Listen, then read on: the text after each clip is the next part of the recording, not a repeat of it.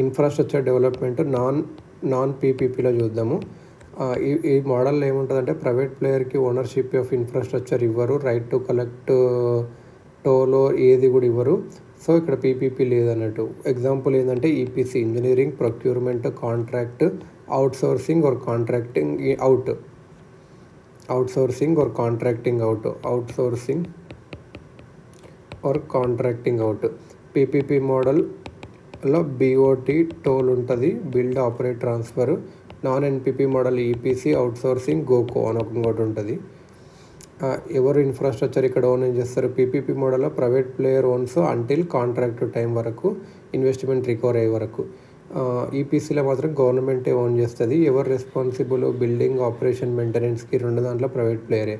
Toll ఎవరు collect చేస్తారు? పీపీపీలో private player collect చేస్తారు. ఇక్కడ నాన్ పీపీలో గవర్నమెంట్ ప్రైవేట్ ప్లేయర్కి కడుతుంది కొన్ని డబ్బులు, అంతే. గవర్నమెంటే టోల్ యూజర్ ఫీజు అవన్నీ కలెక్ట్ చేస్తుంది, వారు బడ్జెట్ నుంచి డబ్బులు ఇస్తుంది అన్నట్టు. గోకో అనేది ఒక ఇండియన్ ఆర్మీకి చేశారు. ఇది ఏంటంటే ఆర్మీస్ సెంట్రల్ ఆర్డినెన్స్ డిపార్ట్మెంట్ ఉంటుంది, central ordnance department, ORDNANC department ఉంటుంది, COD అని చెప్పి. ఇంకా ఆర్మీ బేస్ వర్క్ షాప్స్ కూడా ఉంటాయి. ఇవి దేనికి రెస్పాన్సిబుల్ అంటే మ్యానుఫ్యాక్చరింగ్కి, వేర్ హౌసింగ్కి, మెయింటెనెన్స్కి, రిపేర్కి, ఓవరాల్కి responsible. Weapons, ammunition, tanks, trucks, radar ఇవన్నీ, clothing, footwear, head gear, tent ఇవన్నీ అన్నట్టు. కాకపోతే కాగ్ ఆడిట్ ఏం చెప్పిందంటే ఓవర్ స్టాఫ్ అయినరు, ఇన్ఎఫిషియెంట్ ఉంది, స్లో ఉందని లేదు అందంట.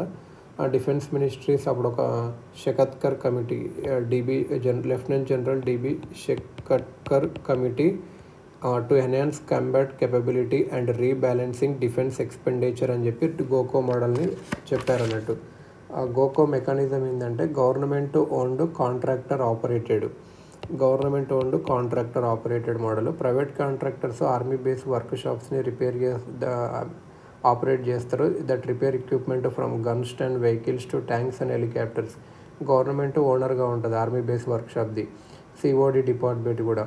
కానీ ప్రైవేట్ ప్లేయర్కి కాంట్రాక్ట్ ఇస్తారు, operation, running of such workshop తను రెస్పాన్సిబుల్ అన్నట్టు. Warehousing operations, transportation of material, repair, maintenance తనే చేయాలి. You will have to be observe the existing civilian employees working there. Private player must be an Indian registered citizen with at least 10 years of working experience and YX some turnover. దీనివల్ల benefits ఏంది, loss ఏంది అంటే salary bill తగ్గుతుంది గవర్నమెంట్కి. Private operators అనేవాళ్ళు ఈజీగా partnerships తెచ్చుకోవచ్చు original equipment మ్యానుఫ్యాక్చరర్తోన, సర్వీస్కి కానీ, రిపేర్కి కానీ, స్పేర్ పార్ట్స్కి కానీ. ప్రైవేట్ ఫర్మ్స్కి ల్యాండ్లో will not have to invest in land, infrastructure, machinery because government already ఉంది కాబట్టి. ఇది బెనిఫిట్స్. మరి ఛాలెంజెస్ ఏంటంటే ప్రైవేట్ ఆపరేటర్స్ అనేవాళ్ళు ఎక్స్పర్టైజ్ ఉండకపోవచ్చు మిలిటరీ ఎక్విప్మెంట్తోన. ప్రైవేట్ కంపెనీస్ అనేటివి interested in building mostly work shop, డిపోట్స్ that handle compact tanks because అక్కడ ఎక్కువ మనీ. చిన్న వర్క్కి కిచెన్ యూటిల్సన్స్ అక్కడ లేదన్నట్టు. ఇంకోటి ఏంటంటే స్ట్రాటజిక్ ఛాలెంజెస్ కూడా ఉంటుంది ఇది అన్నట్టు. ఈ రెండు కలిపి hybrid annuity model, hybrid ANNUITY annuity model, mix of PPP, non PPP. Suppose the cost to build a new highway ఒక 100 రూపీస్ ఉందనుకో. ఇక్కడ గవర్నమెంట్ 40 రూపీస్ ఫేజ్డ్ మేనర్లో కడుతుంది. ప్రైవేట్ 60 రూపీస్ ప్రైవేట్ ప్లేయర్ తన పాకెట్ నుంచి అరేంజ్ చేసుకుంటాడు, మార్కెట్ ఎలానో చేసి. Highway finish అయ్యాక గవర్నమెంట్ టోల్ కలెక్ట్ చేస్తుంది.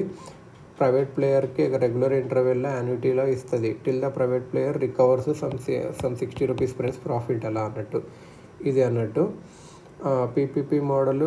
ఇప్పుడు డిఫరెన్స్ ఏంది యాన్యుటీ మోడల్కి, పీపీపీకి, హైబ్రిడ్కి అంటే నాన్ పీపీపీ కింద ఈపీసీ వస్తుంది, పీపీపీ కింద బోటు టోల్ వస్తుంది.